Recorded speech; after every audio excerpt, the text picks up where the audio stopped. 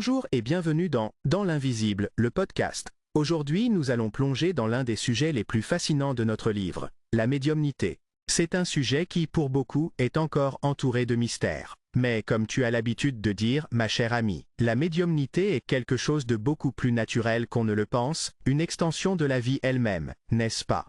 Parfaitement. La médiumnité est un phénomène de tous les siècles et de tous les pays. Pour la comprendre, nous devons d'abord saisir que tout dans l'univers vibre, tout est force, lumière et vie. Les sons, la lumière, la chaleur, l'électricité. Tout se résume en vibration. Notre corps physique a ses propres limites de perception, mais la médiumnité nous permet d'aller au-delà, en captant des vibrations qui échappent à nos sens ordinaires. Et comment se fait cette connexion? Le livre mentionne que, pour qu'un esprit se manifeste, il a besoin d'une force spécifique. Notre corps physique nous retient, mais notre corps fluidique, le périsprit, a sa propre existence.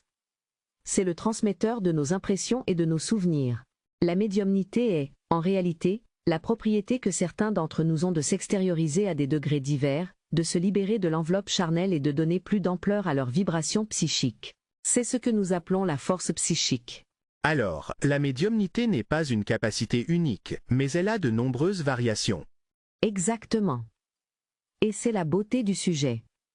Le livre nous dit que la médiumnité présente des variétés presque infinies, des formes les plus vulgaires jusqu'aux manifestations les plus sublimes. Elle n'est jamais identique chez deux individus et se diversifie selon les caractères et les tempéraments.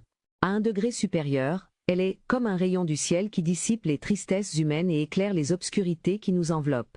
Et que se passe-t-il lorsque la communication se fait par l'écriture? Y a-t-il une différence dans la manière dont l'esprit agit, selon le type de médiumnité? C'est une excellente question. Dans le cas de l'écriture ou de l'inspiration, les esprits élevés agissent sur l'intellect du médium. C'est une action plus subtile. Le livre explique que les invisibles agissent sur l'intellect du sensitif et projettent leurs idées dans sa sphère mentale. La médiumnité à effet physique est généralement utilisée par des esprits d'un ordre plus commun, mais pour recevoir des enseignements plus profonds, c'est la médiumnité à effets intellectuels qui est employée. Et que pouvons-nous dire de la clairvoyance et de l'audition psychique? Comment le livre les décrit-il? Le livre précise que, dans la vision spirite, l'âme du sensitif est déjà partiellement extériorisée, c'est-à-dire hors de l'organisme matériel. Cela lui permet d'utiliser sa propre faculté de vision, qui s'ajoute au sens physique. L'audition psychique suit un principe similaire. L'organe de l'ouïe est influencé par les esprits. Dans les phénomènes de transe et de dédoublement, les sens matériels sont remplacés par les sens psychiques. C'est un processus fascinant qui nous montre l'âme se libérant de sa prison charnelle pour percevoir des réalités qui sont au-delà de la matière. Cette vision élargie de la médiumnité nous amène à une question cruciale. Quelle est, finalement, la véritable fonction du médium? Le médium est un intermédiaire, un instrument, mais, comme le dit le texte, l'instrument, cependant, doit être approprié à la fonction dont il est chargé. C'est pourquoi le développement moral et intellectuel du médium est si important. Plus il est instruit et moral, plus il offre de ressources aux esprits. En fin de compte, la médiumnité, à son plus haut degré, nous permet d'entrer en contact direct avec le monde des esprits par le biais du sixième sens, l'intuition, la perception spirituelle. C'est un voyage de découverte de soi et de connexion avec le plus sublime. Pour conclure, quel est le message central que le livre nous laisse sur la médiumnité?